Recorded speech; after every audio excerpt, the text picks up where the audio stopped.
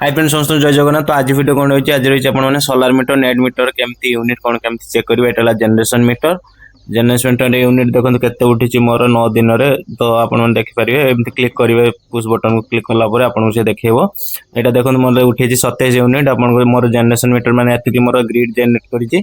Net meter केमती कौन देखा नेट मीटर देखो एमती पुश मारे सेमती पुश मारे। तो ये देखो देखो इनपुट इनपुट है मोर 103 यूनिट मैंने घर यूनिट जेटा आप व्यवहार कर 103 यूनिट मोर उठी। एक्सपोर्ट यूनिट है मोर 17 यूनिट मोर माने मीटर किसी गड़बड़ी थी तो से लगी मोर 10 यूनिट एपट सेपट अच्छी।